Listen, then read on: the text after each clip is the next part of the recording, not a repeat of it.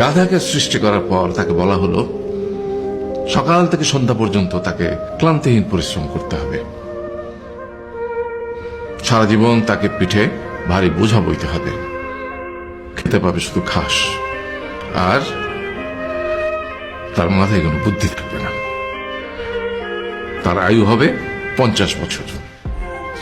গাধা করজোড়ে সৃষ্টিকর্তাকে বলল, আমি এত বছর বাঁচতে চাই না, আমাকে 20 বছর আয়ু দেওয়া হোক। সৃষ্টিকর্তা সেটাই মঞ্জুর করলেন। কুকুরকে যখন সৃষ্টি করা হলো তখন তাকে বলা হলো যে সে হবে মানুষের সবচেয়ে বড় বন্ধু, কিন্তু সে খাবে মানুষের উচ্ছিষ্ট, এবং তার আয়ু হবে 30 বছর। কুকুর সৃষ্টিকর্তাকে বলল, আমি এত বছর বাঁচতে চাই না, আমাকে 15 বছর আয়ু দেওয়া হোক। সেটাই মঞ্জুর করা হলো। এরপর বানরকে বলা হলো, তুমি শুধু গাছের এ ডাল থেকে ও ডালে ঝুল খাবে এবং নানান রকম ফন্দি ফিকির করে মানুষকে আনন্দ দেবে, তোমার আয়ু হবে 20 বছর। বানর বলল, আমি 20 বছর বাঁচতে চাই না, আমাকে 10 বছর দেওয়া হোক। সেটাই মঞ্জুর করা হলো। এবার এলো পুরুষ মানুষের পালা।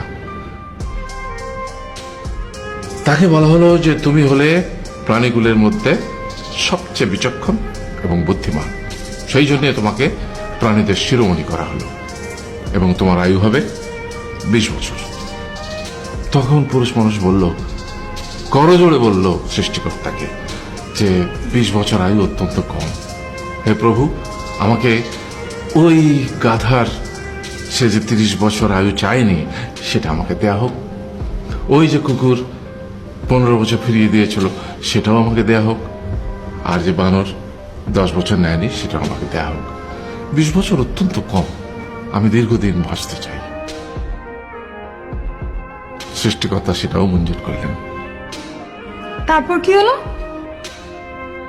সেই থেকে ছেলেরা পুরুষ মানুষ হিসেবে বাঁচে 20 বছর, তারপরের 30 বছর সংসারের বোঝা পিঠে করে বয়ে বেড়ায়, সেটা কার মতো? গাধার মতো। তারপরের 15 বছর সে তার ছেলে মেয়েরা যা দেয় সেই রকম ঠিক কুকুরের মতো উচ্ছিষ্ট খেয়ে বাঁচে। আর তারপরে বৃদ্ধ বয়সে ঠিক বানরের মতো, যেমন গাছের এডাল থেকে ওডাল ঝুল খায় বানর, তেমনি এই ছেলের বাড়ি থেকে ওই ছেলের বাড়ি, আর নানান রকম ফন্দি ফিকির করে তার নাতি নাতনিদের আনন্দ দেওয়ার চেষ্টা করে।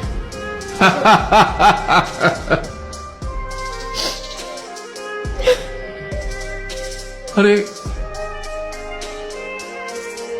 এই থাম, কাঁদছিস কেন? তোমাদের কত দুঃখ বাবা, এত কষ্ট।